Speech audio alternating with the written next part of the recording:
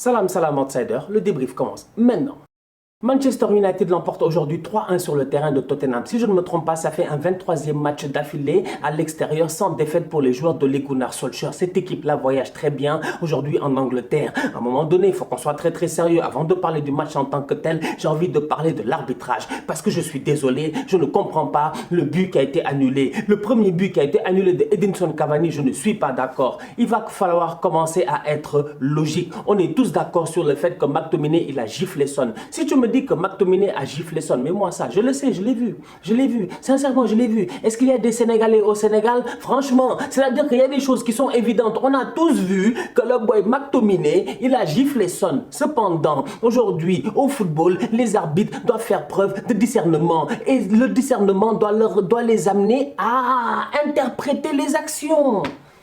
Interprétation, franchement, je suis désolé. Toi aujourd'hui, tu es sur un terrain de football, tu es en train de courir. Il y a un boy qui essaie de t'attraper. C'est quoi ton réflexe? C'est de faire ça. Ton réflexe, c'est de faire ça. Franchement, je suis désolé, ton réflexe, c'est de faire ça. McTominay, il fait le geste. Pourquoi? Parce que Son Heung-min, si tu regardes bien, il essaie de l'attraper. Maintenant, Son ne l'a pas attrapé. On est d'accord là-dessus. Mais Son, quand même, le fait qu'il fasse le geste déclenche le geste de McTominay. Tous les deux sont dans l'action. Tu ne peux pas dire que c'est la faute de McTominay, c'est pas la faute de Son. Je vous donne un exemple qui est simple. Toi, aujourd'hui, tu es tranquille, tu es posé. Tu es en train de boire ton jus de gingembre, ton bissap, je sais pas, ton cocktail, etc. Tu es posé, tu sirotes ton cocktail, il y a une mouche qui arrive. La mouche arrive, elle passe devant toi. Elle t'a pas touché, tu fais ça. C'est qui a fait faute? Non, répondez-moi, qui a fait faute? Non, qui a fait faute? C'est toi ou c'est la mouche? Qui a fait faute? La mouche ne t'a pas touché. Mais la mouche, elle est venue dans ton espace. Elle est venue dans ta zone. Elle a fait un geste qu'elle ne doit pas faire. C'est ça que Son Heung-min a fait aujourd'hui. Il a fait un geste qu'il ne doit pas faire. McTominay l'a dribblé. McTominay est passé. Il est passé à la vitesse, à la percussion. Il est beaucoup plus puissant. McTominay passe, le boy essaie de l'attraper. Le boy fait ça.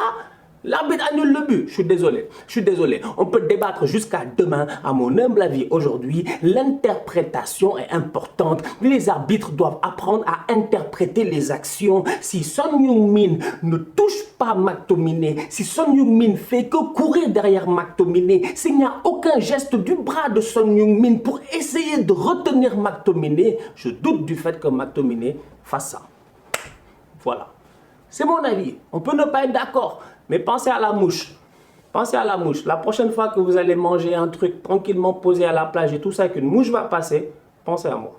Le but de Cavani est annulé sur une super passe de Paul Pogba. Paul Pogba, j'ai envie d'en parler aujourd'hui. Top performance de sa part. À mon humble avis, c'est l'homme du match. C'est l'homme du match. L'homme du match, c'est Paul Pogba. Dès le début du match, quand j'ai vu sa tête, je savais que le boy allait être déterminé. La preuve, hier, lors du débrief, pas lors du débrief, hier, lors du live, post-débrief sur Instagram, hier soir, j'en ai parlé. Je l'ai dit clairement, nettement et précisément. Vous me connaissez, je ne bégaye pas. J'ai dit quoi? Paul Pogba va faire une top performance. Avertissement ambulant. Il a fait quoi aujourd'hui? Une top performance. Mais Pogba, vous avez vu sur le côté gauche comment il a fatigué les boys? Franchement, c'est-à-dire que la passe qu'il donne à Cavani sur le but annulé, mais je suis désolé, c'est une passe baby-foot. C'est une passe baby-foot. Le boy, il a posé le pied sur le ballon. Baby-foot. Pas entre les jambes, je dis bien.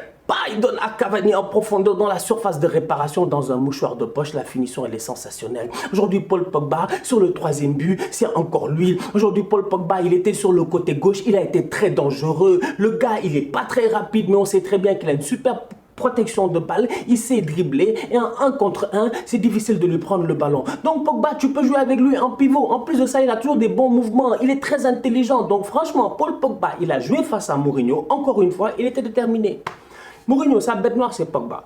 Ce que Mourinho a fait à Pogba à Manchester United, je vous jure, le boy n'a pas oublié. Pogba, au début du match, tu vois sa tête, tu sens réellement qu'il va faire une top performance. Et à la fin du match, on peut dire qu'une seule chose, Paul Pogba a fait une top performance. Mourinho, à un moment donné, lui aussi, il faut qu'on en parle. Parce que Mourinho, j'ai l'impression qu'il est fini. Franchement, il est fini. Mourinho, je ne veux plus l'aider. Je ne peux plus l'aider. José Mourinho, je ne peux plus l'aider. José Mourinho a fait un superbe début de championnat. J'avais l'impression qu'à un moment donné, le gars allait comprendre réellement qu'au football, la meilleure manière de s'en sortir, c'est d'attaquer. Franchement, de temps en temps, il faut attaquer. C'est vrai qu'il ne faut pas attaquer bêtement. Il ne faut pas attaquer comme un idiot. Mais il faut attaquer. Il faut aller de l'avant. José Mourinho, aujourd'hui, sincèrement, sincèrement, il mène 1-0 à la mi-temps. Lui-même, il sait que si tu vois la première mi-temps de Manchester United, lui-même, il sait qu'il a échappé. José Mourinho mène 1-0 à la mi-temps. José Mourinho, en début de deuxième mi-temps, il voit que Manchester United, ils sont en train de lui rentrer dedans. Mais à un moment donné, sincèrement, fais un changement offensif. Fais un changement offensif. José Mourinho sort Lo Celso. Il fait rentrer qui? Sissoko. Pourquoi? Pour défendre. À partir de quoi? À partir de l'heure de jeu. Alors là, lui, c'est un génie. Franchement, José Mourinho, moi, je ne le comprends plus. Oui, José, on sait, tu as gagné des Ligues des Champions, tu as gagné des championnats, tu es de Special One, etc. Mais aujourd'hui, en toute honnêteté, tu n'es plus spécial. José Mourinho fait des efforts, réfléchit, cogite. À un moment donné, tu n'as pas le droit de faire certaines choses ou de prendre certaines décisions quand tu as le palmarès et le vécu que tu as. José, comment tu peux jouer face à United? Les gars, ils sont revenus 1-1, ils te mettent la pression, tu fais un changement défensif. Mais toi, tu donnes le bâton pour qu'on te frappe. Sur le troisième but, c'est qui monte le ballon? C'est Lindelof. Il passe son temps à monter. Il n'y a personne pour le fatiguer. Pourquoi? Parce que les boys de Tottenham sont dans une position défensive. Ils attendent. Mais c'est évident que le 2-1, il va rentrer. Mais fais rentrer Gareth Bale. Franchement, mais pousse pour permettre à Manchester United de reculer. Pousse pour empêcher Fred de monter. Fred, il est au milieu de terrain. En deuxième mi-temps, j'avais l'impression que c'était prime Sergio Busquets, c'était prime Xavi, c'était prime Iniesta. Le boy, il était posé à ouvrir des ballons, à faire des combinaisons avec les Paul Pogba. Il n'y avait personne pour mettre la pression sur Fred à un moment donné. À un moment donné, sincèrement, Mourinho n'est pas très intelligent. Je suis désolé. Il l'était. Il ne l'est plus. Sur le terrain, il prend que des mauvaises décisions. Le gars, le match c'est 1-1. Au lieu d'attaquer, il attend d'être mené 2-1 pour attaquer. Évidemment, les autres, ils te mettent 3-1. Là encore un autre tocard. Franchement, c'est décevant. Moi, José, je ne le comprends pas. Avec tout le respect que j'ai pour José, voilà, vous savez à quel point j'aime José. Vous savez à quel point je suis fan de José. Mais José, il fait des choses que tu ne comprends pas. Attaque comme ça Fred, il monte plus. Attaque comme ça Lindelof, tu lui mets la pression. Attaque comme ça Bissaka, tu sais que dès qu'il monte derrière, il y a des boulevards. Utilise les espaces. Il défend, il attend. La seule occasion dangereuse de la deuxième mi-temps de Tottenham, c'est une tête de Edinson Cavani contre son camp sur la transversale de Dean Anderson. Ça veut tout dire. Il est temps que Kane quitte Tottenham. Kane doit partir. Kane part, s'il te plaît, pars. Boy, tu sais jouer au football. On le voit tous, franchement. Boy, Harry Kane n'a pas besoin de beaucoup d'espace. Il frappe. Aujourd'hui, combien de belles frappes il a mis des arrêts à ras de terre de Dean Henderson qui a lui sorti une top performance. Parce qu'on va être sérieux quand même, De Gea, c'est terminé. Je pense que De Gea, on peut l'oublier. Parce que De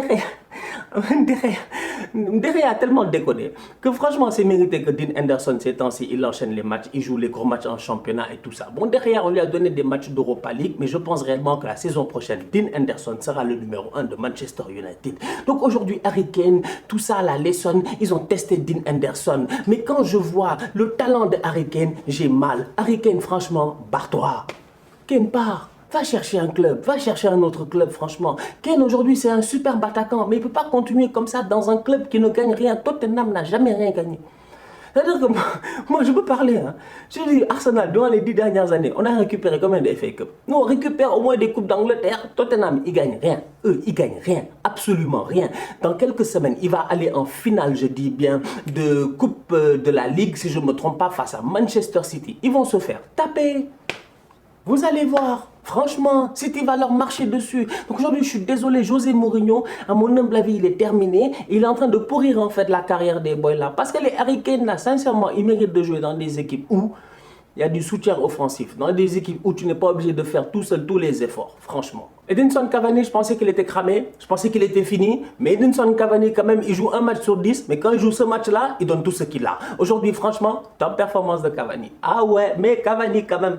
C'est-à-dire que United, déjà, ils m'ont bluffé parce qu'ils savent combiner sur certaines actions. United, ils sont bizarres. Ils sont très bizarres cette saison. C'est une équipe qui joue pas. Tu comprends même pas, mais ils sont deuxièmes. Ils sont en demi-finale d'Europa League bientôt. Franchement, tout le mérite. Hein. Beaucoup de mérite. Mais j'ai toujours dit le collectif. Je l'avais déjà dit ici cette saison. Manchester United, cette saison, ils jouent un football. Toi-même, tu comprends pas. Franchement, tu comprends pas. C'est pas un football. C'est-à-dire que tu peux pas comprendre tactiquement ce qu'ils font, mais bizarrement, ça marche. Ils sont en demi-finale d'Europa League bientôt. Ils sont là, ils sont tranquilles, ils sont posés, ils sont deuxièmes. Il faut une remontada face à Tottenham. Bref, ils font retournement de situation. Respect. United, c'est le collectif. Je l'ai déjà dit. Et ce collectif-là permet, je dis bien, aux boys ensemble de se transcender.